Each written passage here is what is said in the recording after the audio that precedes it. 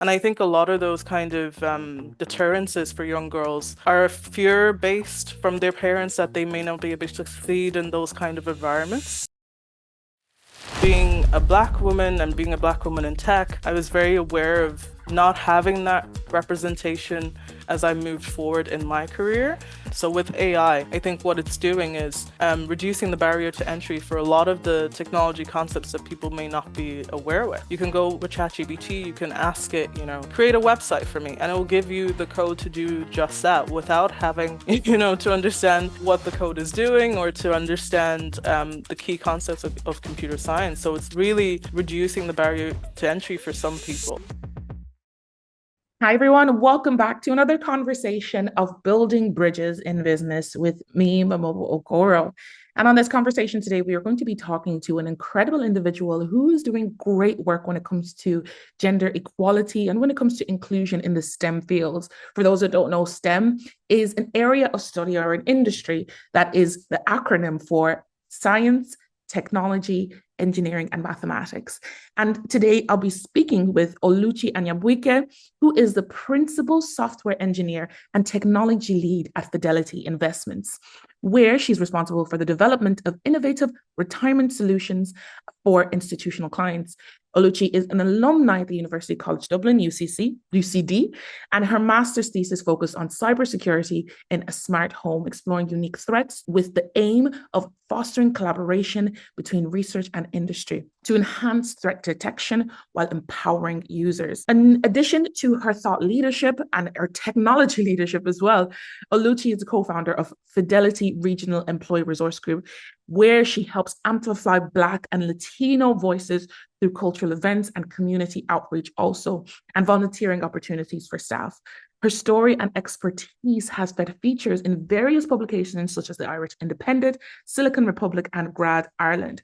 Oluchi has made remarkable strides for software engineering and driving innovation for inclusive technology. She also champions green tech and low cost solutions for her industry specifically. Most recently, Oluchi was awarded the 2023 Rising Star Award in the Diversity in Technology Awards and is a recent recipient of a United States patent for a co-authored innovation. Oluchi is incredibly passionate about highlighting pathways for STEM for those particularly who come from minoritized or underrepresented communities, and particularly for providing pathways and support for women in entering technology fields. Delighted to have a conversation with Oluchi today. So welcome, Oluchi. How are you? Hi, Mamobo. Thank you. Thank you for that lovely introduction. Really glad to be on your podcast. Like, what Awesome. should I call it? Oh, it was just a conversation. Okay. I'm really glad to be having this conversation with you. Like as you said, I'm really passionate about women in STEM and building that bridge to get more women involved in STEM, especially here in Ireland. Brilliant. So, Alicia, can you tell us like where it all began and how did you actually get into this field of technology? I would say that engineering has always kind of been in my life. My father was an engineer. He's retired now. So I was always around engineering tools. I was always kind of messing with his computer. If you imagine those big 90s monstrosities, I was always playing around with those. Um, I think I was always curious. That was the biggest identifier for me. I was always curious as to how things worked, how I could break something apart and put it back together. So in school, I really loved mathematics and science. I really kind of gravitated to those subjects. I was also quite creative and enjoyed like art or making something with my hands. Engineering is a field in which you get to build something and learn the science as well behind building something. So that was always an area that I gravitate towards, but computer science specifically definitely came as a surprise. I didn't know much about computer science before enrolling in my course in NUIG, and I learned a lot fast. It was an onslaught on the senses initially, but it was just another way of making something, of putting, your creativity in something, of problem solving, which was what I've always enjoyed. So I was really like eager to understand, what I do, what I understand in terms of coding, how that translates to like the actual technology industry. And I found those that they were quite different. Especially in the early 2000s, how technology or having a career in technology was portrayed versus how I experienced it was quite different. And I enjoyed the real world application of my work. So I was really fortunate to have internships as an undergrad, and that kind of built my worldview around this is a career I want to be in. That's amazing. And your career has grown so much over a very short period of time. And it's great to hear that you had that sort of parental influence from your father in terms of getting your hands on it. Were you like dialing the internet like the rest of us? And be like, you can't use the phone. I'm using it. It's working. But for those who don't know what computer science is, for a layman, aka me, that has no idea about the hard STEM, what is computer science?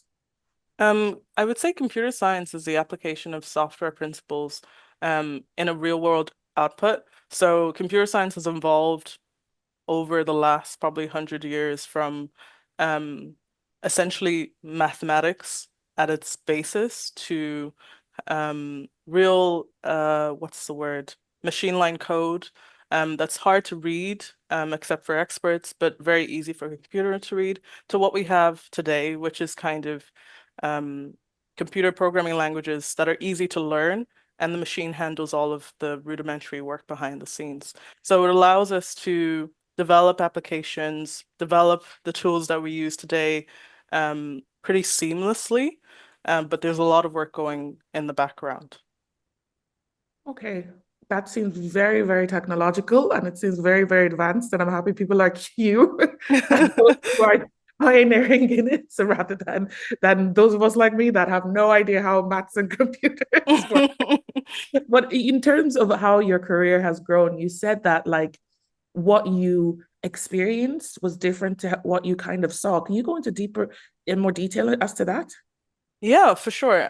I think in media, computer science was really portrayed as a role where you work on your own in a dark room, staring at a screen and just writing lines and lines and lines of code. And that, can happen, but it's rarely the case in your day-to-day work. What I found is that a career in technology is a lot more collaborative. It involves multiple people talking to each other throughout the entire day and working to ensure that, the initial requirement is comparable to the final output. So it involves a lot of collaboration, a lot of creative thinking, a lot of design, and not a lot of working on your own, which is what I actually enjoy. I do enjoy working with people because I learn more by learning from other people. And if I continue to kind of share ideas, if you brainstorm and just imagine that, two heads are better than one, then you end up with a final output that's usually quite phenomenal because of all the effort that's gone into it by all the team members. So I think that was like the biggest difference with how computer science was portrayed in media versus what I see in my day-to-day work. That's amazing to hear. Like when you think of, let's say, computer sciences or like even engineering or technology, a lot of us, like you said, in terms of media representation, you think it's just like somebody at their computer or the hunchback at their computer, reading the code or engaging with themselves. But it sounds like, and you don't really think of the word creativity. You just think of like maths. And that's what I'm thinking. But it Mhm. sounds like it's a lot more adaptive and a lot more collaborative than a lot of us outside the field may have thought. And in terms of engaging and the work that you do outside your role in Fidelity, in terms of engaging women in STEM, and I was just reading earlier that roughly now it's actually way better than before, but it was roughly 31% of there are 31% of girls and young women that are studying in the STEM field. And in the field right now, it's roughly a quarter of women in the field. What are your thoughts on that? And do you think it's improving? Oh, I definitely think it's improving. If I, speak anecdotally, I can count on one hand the number of women that were in my computer science year in our final year versus the number of men. So I can see that number growing year on year. Um, Regardless of kind of gender, computer science can be a very tough field, and not everybody gravitates to it as you'd like. But I think especially for women, I think it all kind of begins at home. I really do believe that. And then it is enforced in corporations from leadership level. So when I say it begins at home, like it's really important that women are encouraged to pursue those roles. Like young girls are not discouraged from liking maths or liking science or, finding those subjects rewarding, that they're not discouraged from applying themselves in a field that may be male dominated. And I think a lot of those kind of deterrences for young girls are fear-based from their parents that they may not be able to succeed in those kind of environments. But Ireland actually does really well in terms of STEM representation for females. I think we're at 32% representation here in Ireland, where the EU average is 30 and the global average is about 25. Like you said, it's a quarter. So Ireland has seen the importance of bridging the skills gap that we have in technology with the workforce that we have, which is more than 50% of the population are women. So it's really important to try and ensure that young girls are encouraged and supported to pursue those STEM fields. So they're given, scholarships, for example, or they're given focused kind of webinars on open days and that they see themselves in the field that they want to be in. I think that's really important. And that's where leadership, corporate leadership comes in,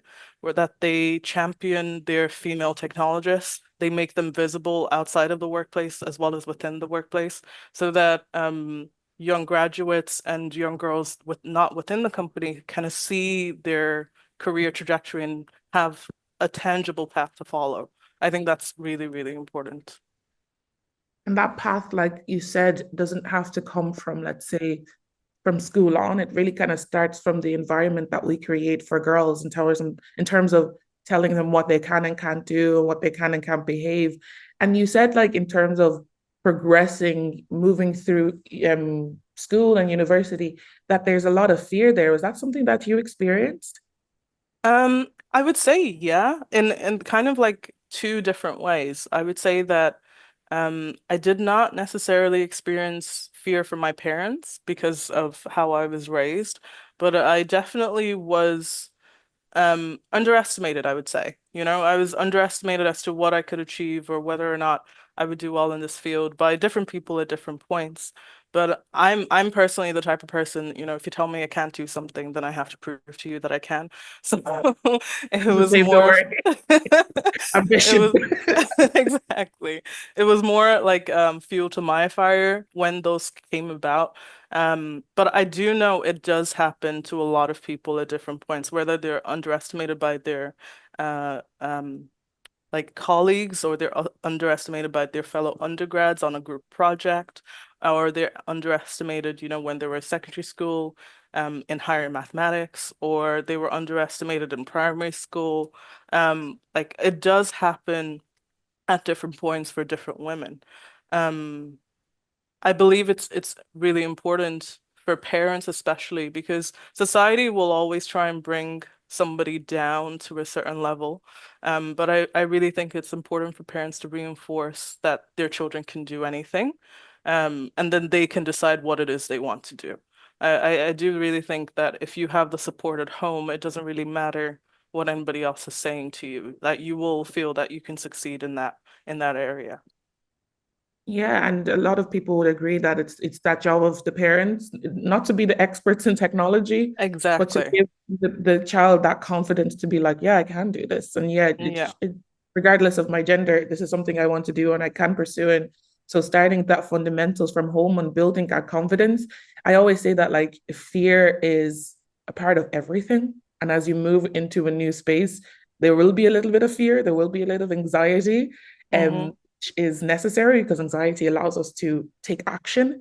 But Mm-hmm. understanding and having that confidence within yourself to move through the fear is super essential, particularly when you're coming into a field or career where you are the minority in the group, even though women are, like you said, more than half of the population, it is very underrepresented in the STEM fields as well. And in terms of even changing the dial or moving the dial forward, can you explain to us some of the initiatives that you've been involved to a bit more? I touched on it earlier, but a bit more deeper in terms of some of the initiatives that you've been involved in terms of moving this dial forward for young girls and women to engage more in STEM. Yeah, for sure. There are loads of initiatives that are being kind of conducted which is great to see. Like I think Ireland is quite good at recognizing that, and techno and companies within Ireland are also really good at championing those initiatives. But some of the key ones would be like a CoderDojo, which is primarily for primary school age children, in order to just get them acquainted with what computer science is. It's very rudimentary, but it's a fun, collaborative kind of program that enables children to get hands-on experience with just the key fundamentals of computer science.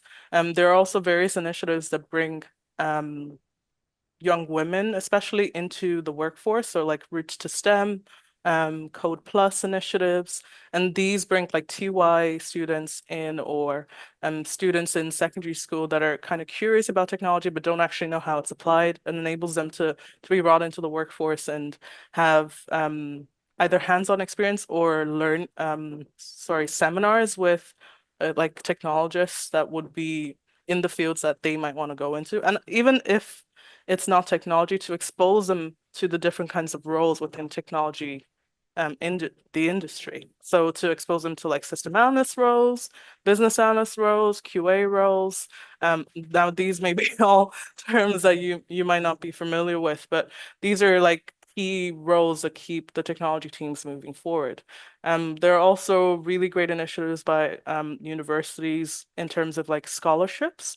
So to have like female only scholarships to encourage women to pursue the STEM field, especially those from disenfranchised groups, so that they can pursue their like educational career without thinking about, any student debt or any rental pressure, that would be covered by a company. I also think that it's really great that for a lot of computer science degrees, you have like 8 to 9 month paid internship. So that's really beneficial for getting industry experience even before you've graduated, which is so important, and also having a bit of money in your back pocket. So all of these kind of initiatives here and there aim to keep people in these technology degrees, and to like support them when they finish their degrees as well, to make sure that they're as best supported as they can be. That's hugely necessary and essential. And I completely agree in terms of having specific interventions in terms of supporting and promoting inclusion within a certain field. And our whole thing in GERM is how do we kind of bridge across those differences and provide interventions for inclusion? But on the other end of things, we can get sometimes pushback to be like, okay, why you don't need it? It's the woman's choice to get into the screen. Da, da, da, da, da. What would you say to those that are, let's say, pushing back to such interventions, being like, well, it's a girl's choice to enter in or not. Why do we need specific scholarships and things like that for women to get in? What would you say to those kind of critiques? I would say that's important to differentiate between equality and equity. Women have been systematically excluded from these roles for decades, if not centuries. And what we're doing now is providing equitable practices to alleviate the gap that's been created due to those unequitable practices. It's not meant to exclude anyone necessarily, but meant to bridge the gap that has been existing for the last few decades. It's really important as well, and this is backed by various reports and studies that say that a diverse workforce does better in every metric. They perform better, they have revenue-backed improvements. So having a diverse workforce is good for the bottom line. That's been a statement that's been circulating for the last 10 years. So not having that within your company, you're just putting yourself at a disadvantage. That's what I would say to people who kind of are against those kind of practices. It's hugely essential to have, and I agree with you there, it's hugely essential to have those equitable practices and for organizations to be understanding if they're in STEM and if they're not, to be understanding how they can make their organization more inclusive, whether it's related to gender or other specific communities and groups. It's super essential because, like I said, like the diversity in the workforce is so important for the bottom line, but also for a more holistic environment in which they I completely agree. apprentices thrive, you know? Yeah, yeah. Your engagement in the workplace or your engagement as your career has been growing. How have you found it, let's say, as a young woman, as a young Black woman moving in this space? How has it been for you in terms of finding your voice, your visibility, and spearheading? We've seen you on awards, so my assumption is like, okay, it's been okay. But how has your experience been for you progressing and moving forward? Um, it's been overall, it's been fantastic, you know. I think that my life experiences have prepared me well for a lot of um situations that may have made me more uncomfortable.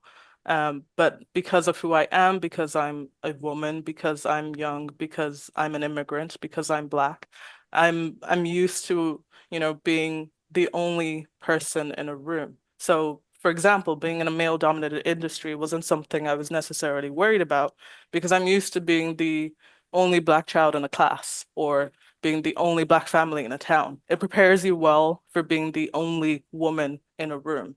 Um, I would say that being a Black woman and being a Black woman in tech, I was very aware of not having that representation as I moved forward in my career. Well, I've rarely seen Black women in technology leadership, and that's been quite tough. I've modeled my career after white women who I greatly respected, while being aware that they may be challenges that I will face that they would have never even thought about. Um, but however, it's taught me the importance of visibility in the workplace, the importance of curating how you want to be visible in especially like the corporate workplace. Um, Being aware of how and why your voice matters, knowing that because, you're the odd woman out, when you do say something, you are going to be listened to because everybody's eyes will be on you. So, being the sole atypical voice can be as empowering as it is daunting. And just really knowing when to harness that and also knowing when to not say anything at all. Um, these days though, when I like go to like career alumni events or like career days, I see so many more Black people or Black women especially in the room, and it makes me so happy. Like it makes me genuinely happy because it's a great career to be in the technology industry. It's very flexible. It's high paying, it's extremely rewarding, it can be quite creative. You can really test your limits in terms of what you can do as a person. So having more people that look like me in that space, it just gives me a larger sense of community and understanding. So I'm really looking forward to that continuing to be the case as we move forward. So essential. And I think I think a lot of there's a lot of similarities in our experience in terms of even just being the only Black woman in the space. Because like a lot of people ask me the similar question, like, okay, how does it feel being the only Black da, da, da, da. And what I was hearing from you was that it doesn't necessarily need to be a bad thing, if you get what I mean. A Yeah, lot of people feel like, oh, I'm the only person in the room, or oh, all the eyes are going to be on me. Da, da, da, da. I'm like, well, they may be, but that means that you can use your voice. That means that you can share your opinion. That means that when you want to go for something forward, then you are remembered because you're the only Black person in the room. exactly. Have you asked for something, they were like, oh yeah, that was her. Obviously, there's a flip coin to that when you actually want to make a complaint or when you want to Yeah, actually, when there are things going on within that yeah, environment. But on the other side of things, I always challenge people to remember that, like, yes, you are the only one in the room and own it. Own it. yeah, And exactly. like you No, said, was, mhm, no, I'm lucky that the flip side, I thankfully haven't had to experience much of that. So mhm. I think, my view may be quite one-sided, but I'm thankful that I haven't had to experience those um macroaggressions, microaggressions, or just not being listened to, not feeling heard. I'm thankful that that hasn't been a large part of my experience. And with regards to like my day-to-day work, I think w one thing that being a Black woman and with everything I've already said is that because I feel like a lot of attention may be on me, I have greater attention to detail in my work. I don't want to be caught slacking, you know. I want to make sure that everything I'm doing is at the highest level that it can be at. And everybody has an off day, so I also try and give myself grace when those times when those days do happen. But I do think it's made me be more precise with my work, take care with my work, and ask for feedback as well if I do need it on my work. Super essential and super important. And sometimes having those eyes, again, there's two sides. It's a double-edged sword. I think that's the phrase, double-edged sword. Having those eyes will allow you to step up, but sometimes it can make you feel like, oh my God, I'm being watched all the time. So it just depends on the mindset around it and how you want Yeah. to individual. Because for me personally, I get a lot of inquiries. I'm like, I'm the only black person. I'm the only. I'm like, you are. Own it. Own it. Make sure that your voice is heard in that space, and make sure that you are visible. Obviously, you are physically visible, but allow that physical visibility to be a bridge towards what value you bring to the organization or Exactly. Allow it to work in your favor. how to Yeah. work in your favor. That's great. And I think in terms of even allowing other things to work in your favor, in terms of working with technology as a tool to move ahead or even create opportunities for groups. I know we're in this sort of are we calling it the AI revolution?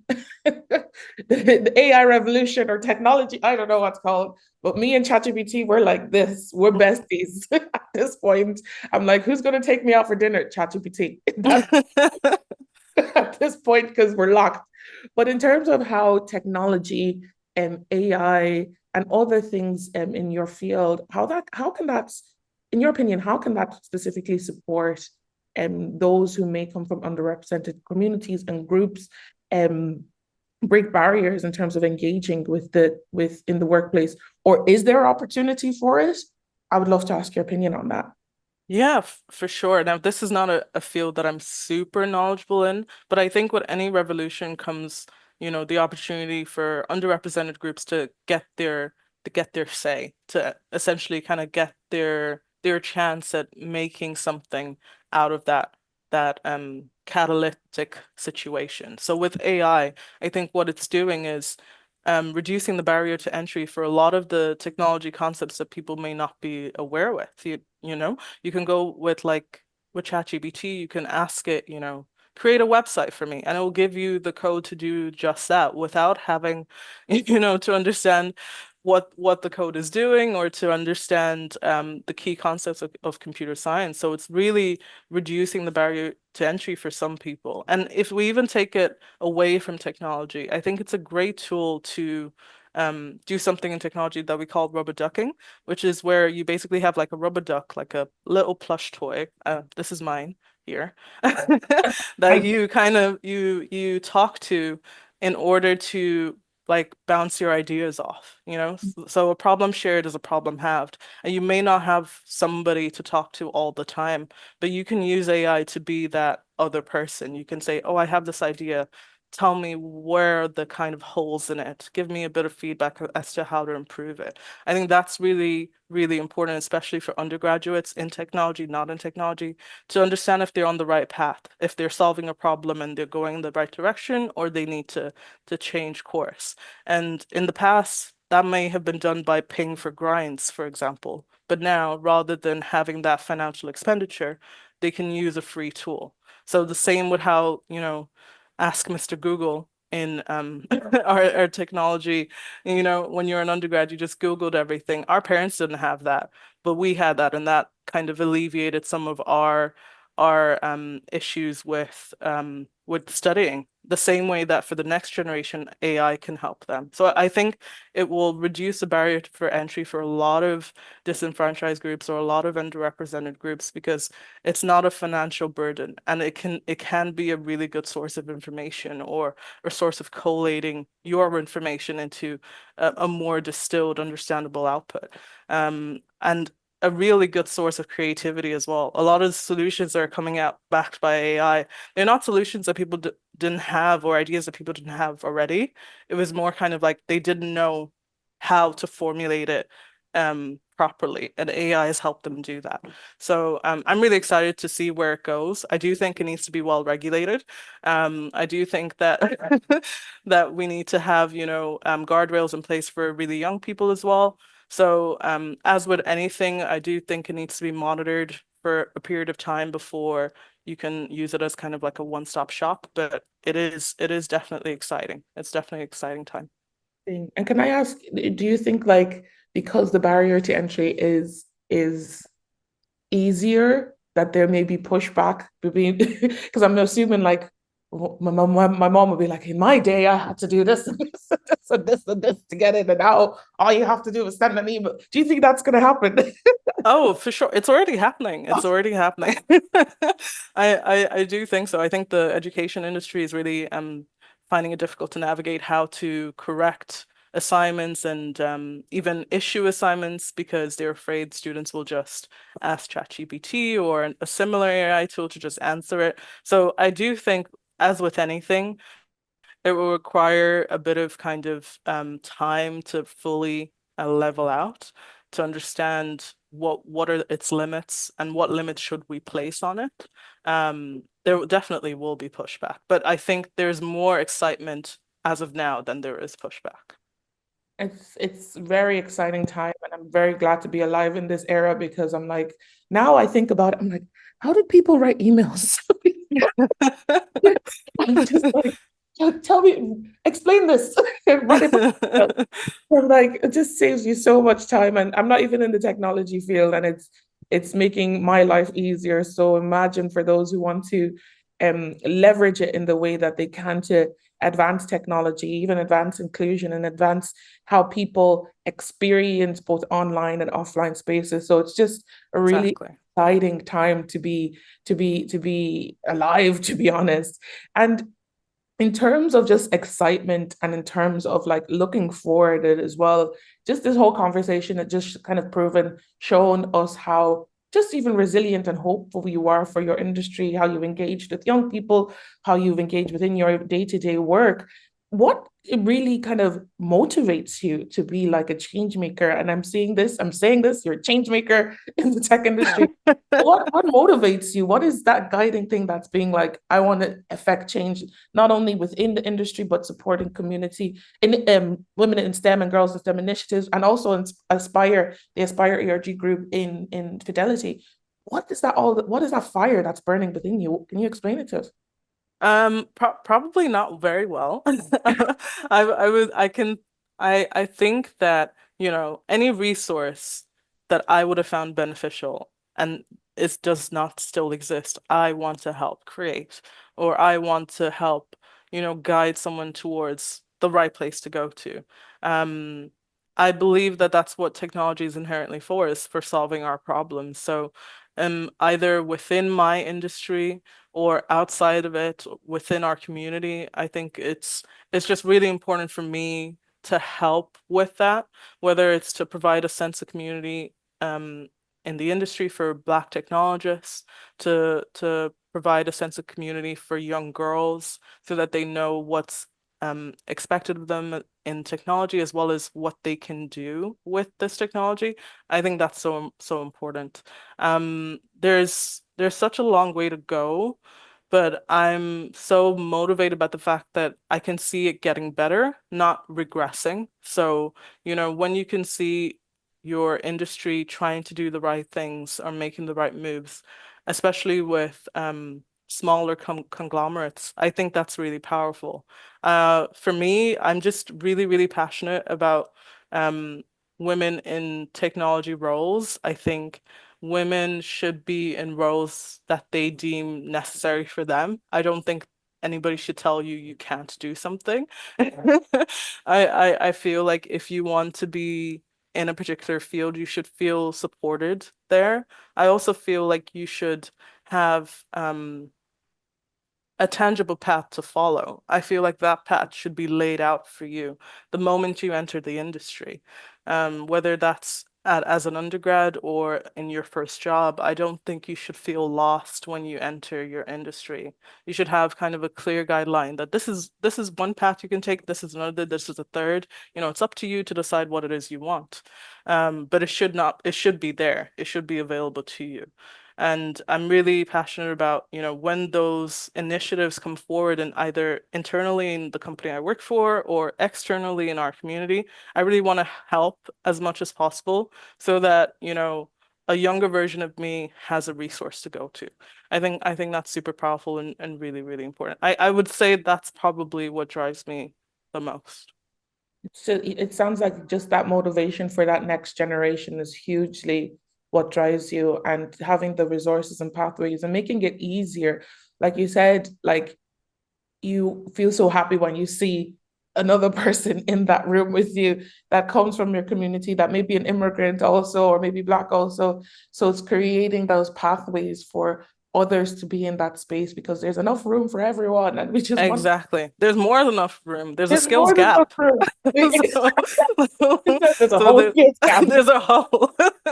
So there's more than enough room. And there's so much power in learning from other people. So like networking is always like a big buzzword in any industry, right? You network, you meet people, etc. I think sometimes people conflate networking with networking up and not networking down or networking across. But I just see it as the whole picture. You can learn something from anybody. Never miss an opportunity to talk to somebody. But if you don't know who to talk to, then you can feel like lost. So that's where I think it's really important to foster a sense of community, especially here in Ireland. We're such a small country. It's really easy to do. So it's really important to foster a sense of community, especially for underrepresented groups, so that they do know where to go, they do know who to talk to tap on the shoulder if they do need something.